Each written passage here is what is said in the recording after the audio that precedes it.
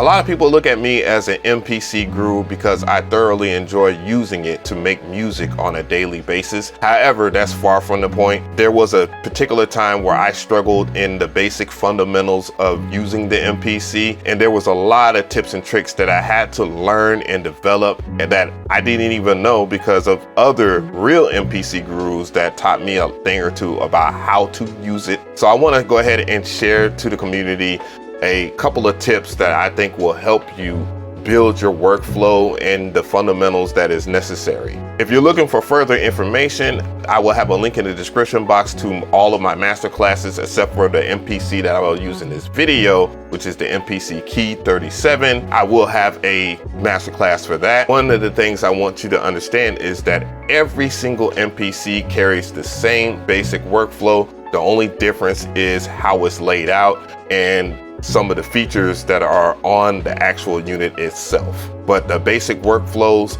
are exactly the same. The first key thing is definitely setting up your preferences inside of your MPC. From the main screen, make sure that you're on the main screen, press menu. Once you press menu, then you will go into your preferences on your modern day MPCs. I recommend visiting project defaults because if you have a particular style of music that you do that is specific to tempo, then you can set up your tempo. Like for example, if I do a lot of boom bap beats and that's all I do, I'll probably have it at like 90 to 95 BPM. So you can set that up and then you can scroll down and then you can see default plugins. One of my favorite plugins to use for the follow-up is HypeSynth. So by default on the MPC Key 37, HypeSynth is set up. But if I wanted to set up any other MPC plugins, then I could choose a different one. Like let's say I like Jura so much and I do everything in Jura. I can set up Jura to load up on every damn project default. So the other one I use all the time is Fabric XL, which is another paid for plugin by Akai. Then I can set that up as well. And then when I go into main, and if I wanted to start a new project, then I will go into a new project. So let's go into new project. Then I'll press empty project. And from there, when I go into main screen, you see that I'm at 95 BPM and the default plugin that pulls up is Fabric XL. There are other preferences, and if you are on the MPC Key 37, and this is an exclusive tip, you can double tap and you can go into your preferences. And the other preference that I want to show you is in hardware. So if we go up in the hardware, we can set up, if we want the screen to be at daytime or nighttime. I believe nighttime will make it a whole lot easier for people to see. And you can set up how you want your tap tempo and so forth. Then you can move on to sequencer, where I would recommend that you click on instant track mute every single time that you make music, because that allows you to do track mutes instantly with samples and they will not play at the end. Another area that we can visit is general. So one of the general things, you can set up your vintage mode to be on different styles like the MPC 3060, SP 1200, SP 1200 ring. Before I give any tips out about sampling, I'm gonna grab a sample from today's sponsor's website, which is tracklib.com. I found a really dope sample, man. It's crazy. I'm excited about it. And as you can see, it has all the information about the key and all of that stuff. So I'm really excited because I don't get a copyright claim from this either. Tracklib.com is a crate digger's dream. If you have a particular genre that you like, they have it. If you want to search for a particular artist that you want to sample, they have that option as well. They even have a collection side of the website where you can find anything from synthwave all the way down to Afrobeat. And if you want to sample a particular type of sound, where you can find horns and voices as well. Once you pick out a sample of your choice, you can see if it has multi-tracks, you can favorite it, you can add it to your own personal collection, you can share it with others, and as always, you can download it. You can pay either monthly or annually. If you pay yearly or annually, it is cheaper in price, as it starts off as low as $7.49 a month, while the premium starts off at $12.49 a month, and then the max, which is $16.66 a month. Use this link right here, which I will have linked in the description box, so you can get 3 days for free and 30 credits. Thank you, TrackLib, for sponsoring this video. Since we downloaded a sample, how do we get it onto the MPC? The MPC Live 2 X, XSE, and the Key 61 can use a solid state hard drive, while all of the MPCs except the Key 61 can use SD cards. I will have them linked in the description box as well. So on your MPC, just go to menu and then go to this button right here, this icon that says MPC, and set it to controller mode. Once you're in controller mode, you can go to your computer. Please note on the MPC 1 and the Key 37, you cannot host it in controller mode to get access to dragging and dropping your files. You would have to put your SD card into your computer. If your computer does not have an SD card reader, then you can get one off of Amazon for pretty cheap. The SD card reader I own is this one right here. I will have it linked in the description box. So this is the folder for my SD card that's in my MPC Live 2 right now. So what I'll do is I'll just go over here into sample stuff, and then I will create a new folder. It doesn't matter if it's on Windows or Mac, by the way, it all works about the same. And I'll name it track lib samples. Then I'll hit this plus sign over here and navigate to my download folder. From download folder, you should just go ahead and right click or double finger gesture on your trackpad, and then go and choose cut, copy it over, whatever, and then go into your trap lib sample folder and then paste it. Just as a little tip, organization is key. You want to know where all of your samples are at all times. Make sure that you make proper folders. Name them correctly and you won't lose a thing. Once you're done moving the sample, just close this window, go back to your MPC and choose standalone and press yes. After the MPC resets, then you can just go into your browser, shift and browser on the MPC Live 2, but every other MPC has a dedicated button. And then you just go into places, choose your SD card or your hard drive, and then navigate to it. We're in the folder, and then I'll choose track lib samples, and then the sample is here. On the MPC 1 or Key 37, make sure that you take your SD card out of your computer and then put it back into your MPC. I'll press the load button, which is the browser button on the Key 37, play the sample briefly, and then just double click on the data wheel to select it. There are other things that you can do in the directory people don't know about. For example, you can press the shift button and it will bring up new options right here. One is format drive, the other one is delete file, and then you have your drive information and you can choose to load all. Sometimes when you get physical memory like a hard drive or an SD card, you might need to format it. Do not format it just out of nowhere, because format means that it will erase everything that exists on that SD card. So make sure that you know that if there are things that you don't have backed up. So back up your files constantly. One of the amazing things about getting a quality sample from a quality website like TrackLib is being able to have the information like the BPM and the key of the sample. But what if you don't have access to that information? If you don't have the BPM information, well, tap tempo is your friend. So what I'll do is I'll play the sample and then I'll tap 2, 2, 3, 4, 3, 2, 3, 4, 4, 2, 3, 4 until I'm comfortable. And if I'm comfortable, I will just press one of the red pads right over here that's highlighted in red. That will stop it. And then I'll go to my main screen. And seeing that I didn't tap it in double time, it's at 67.87 BPM. This process comes in handy when you're sampling from vinyl and if you're sampling from some type of other source out there. So it's quite easy to find the key of the sample. All you had to do is press on this arrow sign on the screen and then hit detect. So let's go ahead and enter chop mode, in which I'll just go into my favorite mode in chop mode, which is BPM chopping. And then let's play with the chops. You'll notice that they have pops.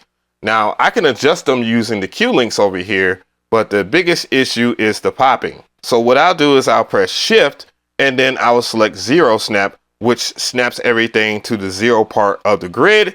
And I will have to move it accordingly so to get rid of the pops.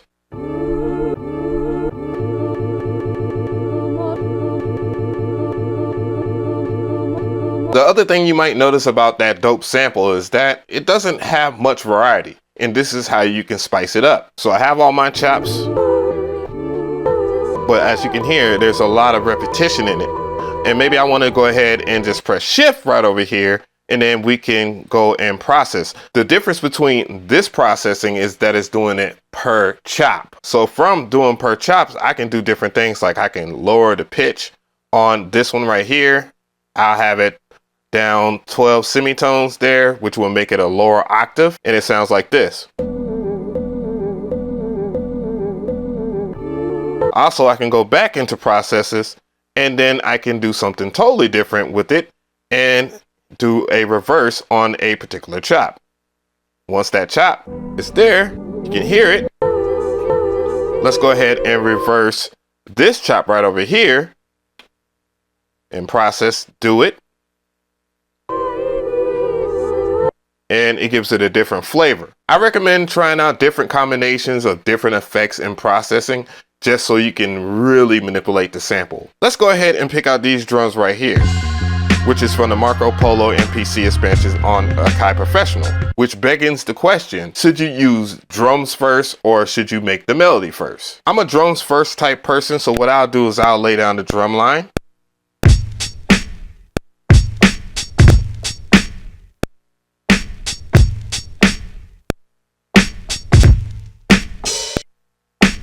And the main reason why is this. What I found to be integral in a genre like hip hop is the bounce of the drums. So having sample chops come in on, or melodies hit on a specific drum note, does affect how the track carries. So that's what people mean by bounce. For example, I'll go ahead and just grab the sample that we have chopped up and hit it on every part of the drums so it has some air. So let's do that. 3, 4.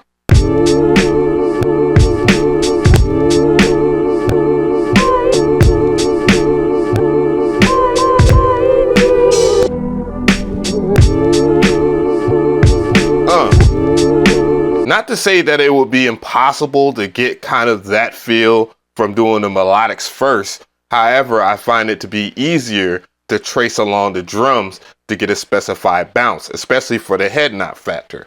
Another key tip is to always name your tracks. So this first track is my drum track. So let's go ahead and call this drums. And then the next track, I'll call it sample. And it's important that you do this because of this simple reason right here. Once you go into track mutes, then you're able to understand which pad that you need to press when you are doing some type of freestyling or just a live performance.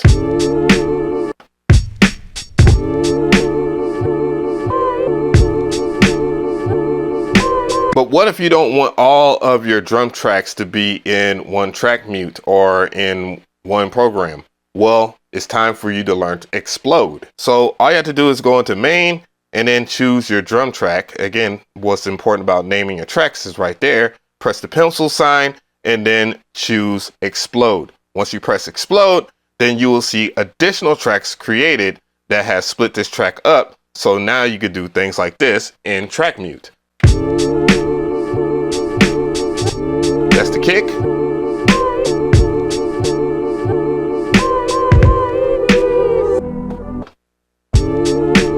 Keep in mind, you can always rename those tracks too, just in case it still looks kind of wild to you, and I recommend that. One thing I would like to note is that the cue links are your friend. So by default, you can touch any of these cue link pots and you can see what it does. One of the main things that I see people do is that they go, when in recording, they'll go to the metronome button or the metronome right here, and then they will just turn off metronome right here, when by all means, you could turn off metronome at any given point by using this cue link, as well as making sure that it is on cue link 1. All of the cue links do different things if you press the buttons. One thing that you might not have noticed about the sample is that it has different dips in audio. So when I play it, you can kind of hear that. Now what I want to do is go to the eyeball sign right over here and add an insert effect. And the main thing I want to show you is compression. So you can use a compressor or a limiter to bring out the peaks of that relatively low part of it. I recommend just going through some of your presets. You can always make sure that you can hear it. And as you can see, it says my inputs are too quiet. and that is the one that we're gonna go with. From here, then I will just go over and then show you another thing, which is on the Q link. On Q link 1, we'll just turn down the volume because it was louder. Now let's unsolo it and listen to it and adjust accordingly. This is about pad performance. Now, one of the main things about pad performance, as I go ahead and select a preset, when we go into pad perform, you see chromatic, notes, chords, chromatic chords, progressions, and so forth. What you want to do is just go into your note mode, and remember it was an A minor, so when I play it on the pads, it will be locked into scale. As a bonus tip, I can show you how you can lock those scales on your key 37 or 61. Even though it's an A minor, I'm gonna go ahead and set it to a D minor because the D minor is a part of the A minor right over here, right? So what I'm gonna go ahead and do is this. You can hear it and it's on par. But to lock your keys, like your keys right here in this manner, you would have to go into keyboard control. So you hit the keyboard control button. All you have to do is make sure that you're over here in scale filter, and then from as played, snap to scale. So basically what it's doing is making sure that all the keys are on the white key. Pad perform is also good for some information as far as music theory too. So when we access pad perform this time, what we'll do is we'll look at the notes, and as you can see, we can have a firm understanding of what keys do what. Like, all you need to know is basically that this is C, D, E, F, G, A, B, C, because that's a new octave. And if you're working with a B flat, that means that if this is B, then this is a B flat right here. So it's descending. And if this is a C, then this is a C sharp. If this is a D, then this is a D flat. So descending when we're talking about flats. I learned a pretty cool tip from watching Andy Mack and Illa J work on the MPC that I never knew. You can assign your output effects to your Q links by Q link editing. Let's go to the eyeball sign right over here in this corner, top left corner, and that will get to our insert effects. Then if I go over here to this crown sign, that will go to our output. So basically all these effects are on the master output. Now from here, you see that I have Flex Beat Player right on the screen. And if I press the pencil sign, it will pull up Flex Beat Player. Now I can hold the Q link, and then I can go into project where it's in project right here. Boom. So press and hold that, Q link edit, and project. We have project selected, and then we can go into insert number 2, and then we can make sure it's on the output 1 and 2, because that's important. And then you can highlight whatever Q link that you want. I'm going to go to the Q link 4 over here, and then I'll select a parameter, and I can see that dry wet is over here. And if you just keep scrolling, you can see other things too. So you can assign the effects. So now that we have that together and I have dry wet, now what I'll do, since it's on insert 2, is just mess with it. So and now that we have that, we can go to the main screen, and then we can dictate it from the Q link 4. And you see dry wet.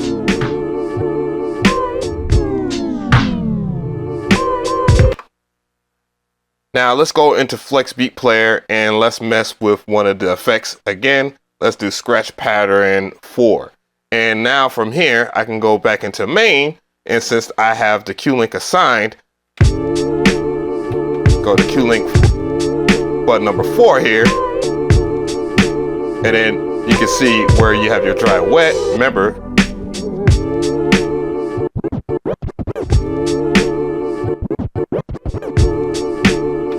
and that's how you assign it. Not gonna lie to you, it blew me away the first time I saw that. As a failsafe, you can just press Shift and Q link edit, and if you don't like anything, you can just reset it right then and there, and now it's gone. Let's talk about set list. If you are any type of live performer, nothing's more annoying than having to nosedive in for a particular project where you have all your sounds ready for the song that you're about to play.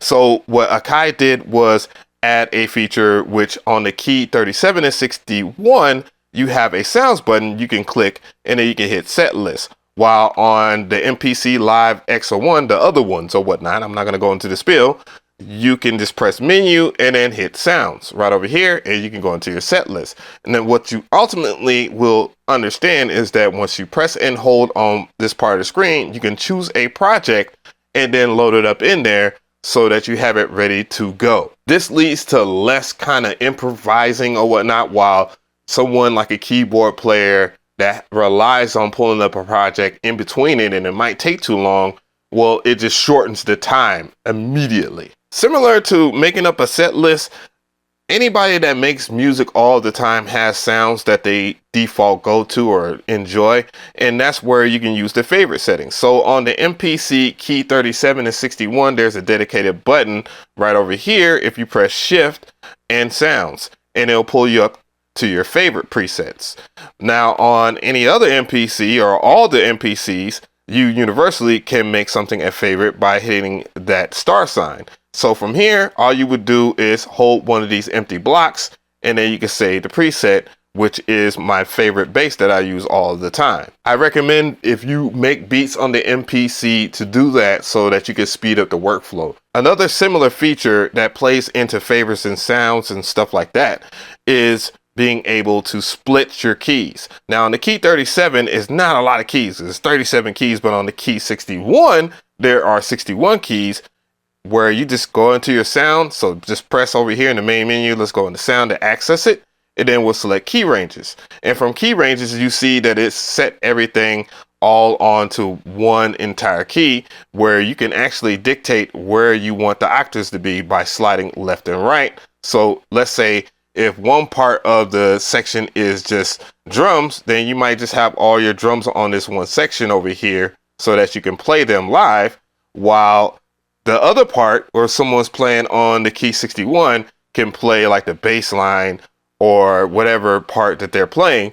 Well, you can also dictate if someone wants to play the bass, or if you're just playing it solo, you want bass on one part of the keys and you want maybe another melodic or something like that. You can put your bass on this certain particular octave and then put like any melodic keys that you are playing from whatever on the other ends of that key range. One of the biggest questions people ask me about the Key 37 or the 61 is, can you finger drum using the keyboard? The answer to that is yes, and basically you would have to go an octave down, and it's fixed pretty well.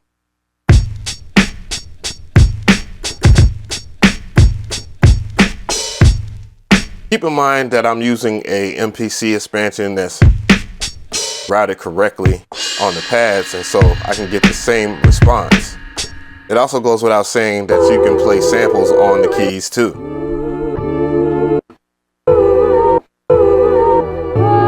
The other most asked question happens to be about if the MPC has a step sequencer. The answer is yes, and this is how you access it. So I'm on track number 1. I'm going to go ahead and name track number 1 drums, because it's my drum program with these sounds in it. The second thing you need to do if you want to access it, on the Key 37, you will press Shift and the grid button, and it will put you in the step sequencer. You can also access the step sequencer on this screen right here by hitting the step sequencer icon. The next way you can access it is pressing and holding menu and hitting pad number 15, and that will put you in the step sequencer. I know you guys are wondering, how do you use it? Using the step sequencer is easy. Again, access it.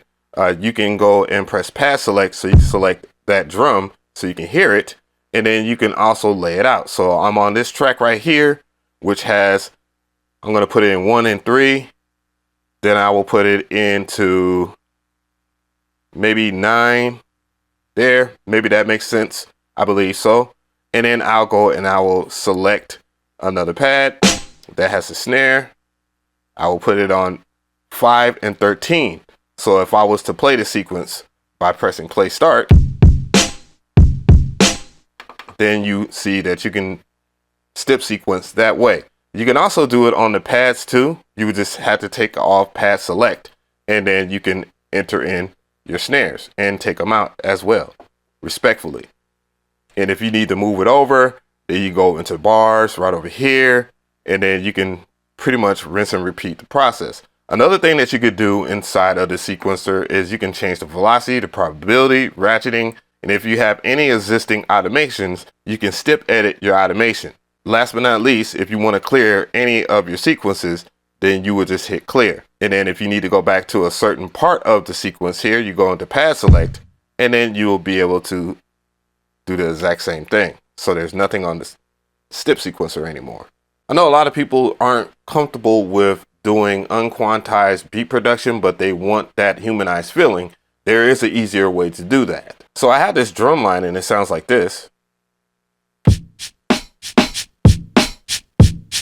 And as you can hear, it has been quantized and all that stuff. If I just go on the grid and just show you how the grid looks like, everything is on time, but I want to make sure that this timing is different. So what you can do is a few things here. You can press and hold shift while you're in the grid mode and do timing correct this way, and you can choose shift timing. And when you shift the timing over, or negative meaning going forward, and positive meaning that it goes backwards. I know that sounds backwards. Then you can apply it to that particular track if you highlight it.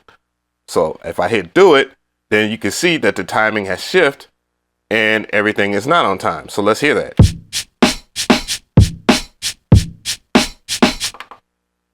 You can always go and select whatever sound and do the exact same thing just by either pressing the timing correct button or by doing shift and timing correct. So you can apply that to that particular one. And as you can see, if I highlight it, then you see that it shifted over. And how does that sound now? Since we're in grid mode, let's talk about probability. In order to access probability, you will need to hit this drop down menu or drop up menu, and you will have an option of velocity. What you need to do is select velocity, then use your data wheel to select probability. Then you will select your pencil sign. Make sure that there are no other things highlighted, so just hit a blank part of the screen using the selection icon. And from here, you can have your pencil and you can choose whatever you want. Now, if you want a particular thing, then I do recommend doing a selection. So I want this snare that I just selected to be in a probability. So now that I have that highlighted, I only have control of that. So if you have it at high, that means that it'll always play. If you have it lower, like in the lower percentages, then the probability is lower. So if I have it at 50 or 47%, then it will play 50 to 40% of the time. So that's how that works. And all I have to do is just go and show you. So when it gets here, it will play a probability every now and then. So if I just start it over, you see it didn't play that time. This is an underused option on the MPC. From time to time, you'll experience drum programs either that you have created for specific reasons or even ones that you might have purchased from someone or someone have given you that will have a sound that is a singular sound. So what Akai did in one of their updates, I believe in 2.11, is that they added the ability, so press and hold a menu and get into program edit, or on any other MPC, you can press the program edit button. Now I'm going to go ahead and go back. You have the ability to make quick key groups. So this sound is right here. So if you look at this icon, and when you're selecting that particular sound, you can go over here and press this, and it created a separate key group. So now I can play that chromatically, even on the keys. And if you want to further investigate and see if that was cap or not, just go into your main screen and you can see that you have two different tracks.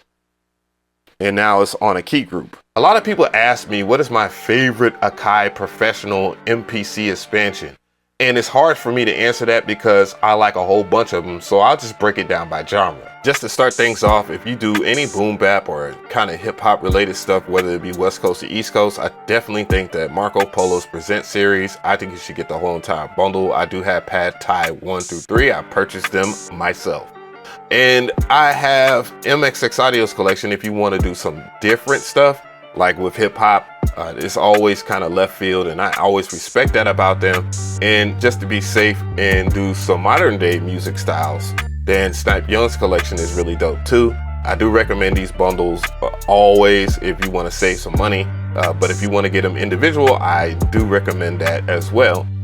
If you want to get anything left field from hip hop, then Tape Series is extremely good. If you want to do old school kind of vibes when it comes to R&B, then After Party is good. And then if you want to get kind of that Dilla style, then there's Neo Soul Quest, and then there's Neo Sunset. And if you want to get modern day trap or just have some organized trap drums that you're familiar with, then I would recommend A-Rap Music Volume 2. Please feel free to leave your favorite MPC expansion in the comment section. I definitely want to hear from you guys on that. I'll probably do a separate video just going and highlighting the MPC expansions all together. To the right of me, I have more content for that ass. Make sure that you subscribe. Tell me how you feel about these tips and tricks videos. If there's any other videos that you want me to do a whole bunch of tips on, just let me know in the comment section. I'll get to them. I appreciate you for hanging with your boy.